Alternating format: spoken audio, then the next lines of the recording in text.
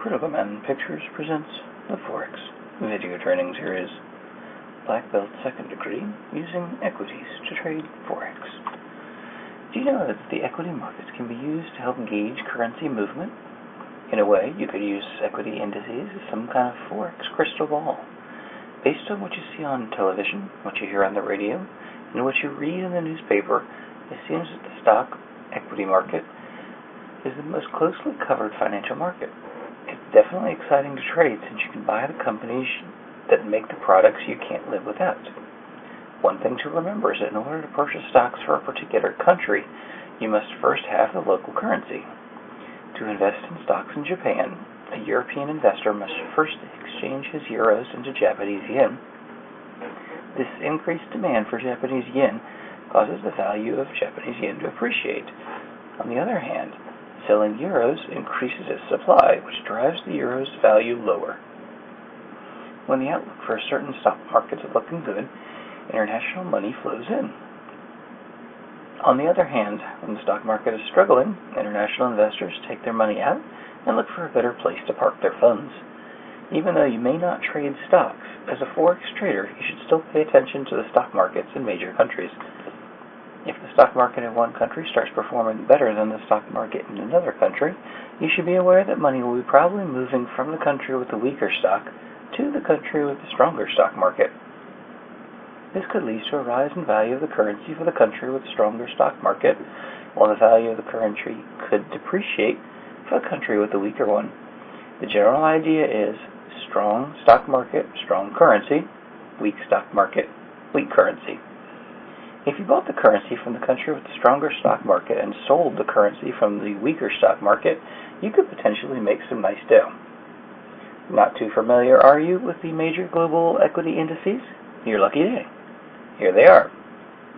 Dow Jones Industrial Average, or Dow for short, is considered to be one of the premier stock market indices in the U.S. It measures how well the top 30 publicly owned companies are trading. Despite the name, barely any of the companies have anything to do with industrial production and are instead representative of some of the biggest companies in America. It's closely watched by investors around the world and is highly indicative of market sentiment, thus making it sensitive to both local and foreign economic and political events. The companies that are part of the Dow are so large you probably deal with at least one of them every day. Imagine life without AT&T, McDonald's, Pfizer, or Intel. Yes, these all companies are listed on the Dow. S&P 500. The Standard & Poor's 500, more commonly known as the S&P 500, is a weighted index of the stock prices of the 500 largest American companies. It is considered to be a bellwether for the American economy, as it is used to predict its direction. After the Dow Jones Industrial Average, it is the most traded index in the U.S. Some mutual funds, exchange-traded funds, and other funds such as pension funds are designed to track the performance of the S&P index. Hundreds of billions of U.S. dollars have been invested in this fashion. NASDAQ. NASDAQ stands for National Association of Security Dealers Automated Quotations. It refers to the largest electronic screen-based equity security trading market in the U.S., comprising of approximately 3,700 companies and corporations.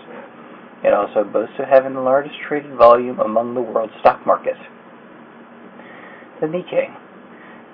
Similar to the Dow Jones Industrial Average, the Nikkei is the most widely quoted average of Japanese stock market.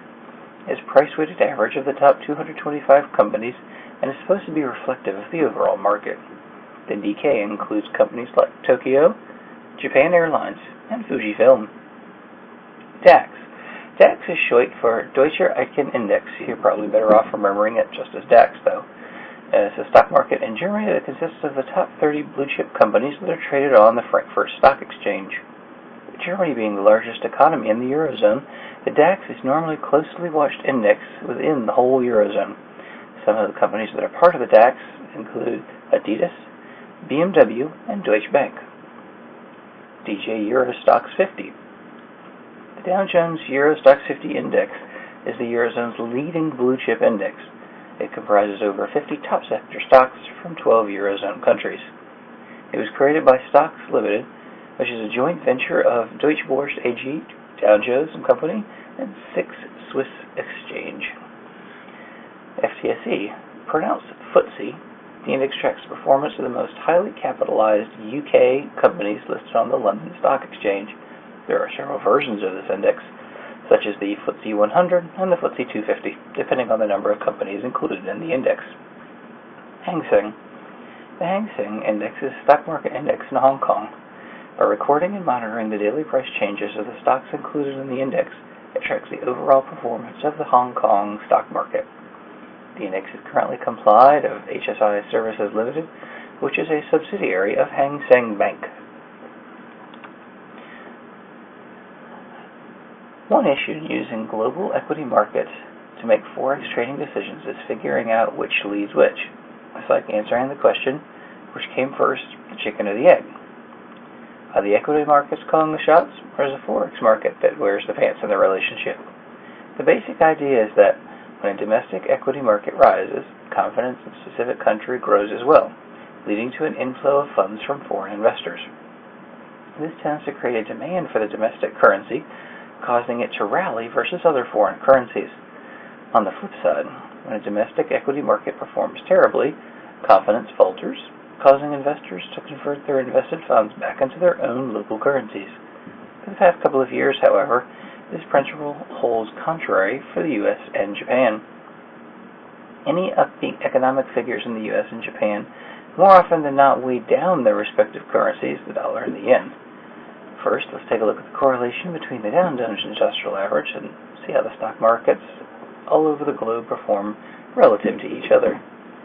Since the turn of the century, the Dow Jones Industrial Average and the Nikkei 225, the Japanese stock index, have been moving together like lovers on Valentine's Day, rising and falling at the same time. Also notice sometimes one index leads, rallying or dropping first, before being followed by the other index. You could say that stock markets in the world generally move in the same direction. The correlation between currencies. Before the global economic recession that started in 2007, when most economies suffered consecutive quarters of negative GDP growth, the Nikkei and the US dollar yen were inversely correlated. Investors believe the performance of the stock market reflects the status of the country, so a rally in the Nikkei led to a strengthening of the yen. The opposite actually held true. Whenever the Nikkei would drop, US dollar yen would rise as well. When financial crisis hit, however, the relationship just went crazy. The Nikkei and the dollar yen, which used to move oppositely, now move in the same direction. Amazing. Who would have thought the stocks have something to do with the foreign exchange market? The correlation between the dollar yen and Dow. Let's take a look at the correlation between the dollar yen and Dow. Based on what you read earlier, you might assume the dollar yen and Dow would be highly correlated. However, a look at the chart below would tell you that this isn't quite the case. While the correlation is positive, it isn't as strong. Take a look at the Dow, blue line. It peaked at 14,000 late in 2007 before dropping like a hot potato in 2008. At the same time, dollar yen, orange line, also fell, but not as sharply as the Dow. This could serve as a reminder that we should always take into account fundamentals, technicals, and market sentiment, so always read up. Don't take correlations for granted because they aren't a surefire thing. The euro-yen. As we said earlier, in order for someone to invest in a particular stock market, one would need local currency in order to purchase the stock. You can imagine the effects of the stock market like the DAX, that's the German stock market, have on currencies. In theory, whenever the DAX rises, we could probably expect the euro to rise as well, as investors need to get hands on some euros. While the correlation is imperfect, statistics show that it still holds pretty accurately. Do a little research on the euro-yen seems to be highly correlated with stock markets across the globe. You should know that the yen, along with the US dollar, are considered safe havens among the major currencies. Whenever confidence in the global market is down and traders are fearful, we typically see traders take their money out of the stock markets, which leads to a drop into the values of the DAX and the S&P 500. When money flowing out of these markets, we usually see euro-yen fall as traders run for cover. On the flip side, when the sun is bright and risk appetite is rampant, investors pour their money into stock markets, which turns to a rise in the euro-yen. Take a look at the chart to see the correlation between the euro-yen and the DAX and S&P 500.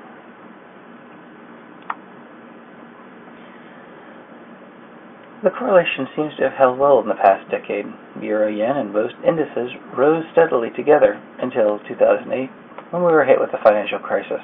In late 2007, Euro-yen had hit its peak, and so did the stock indices.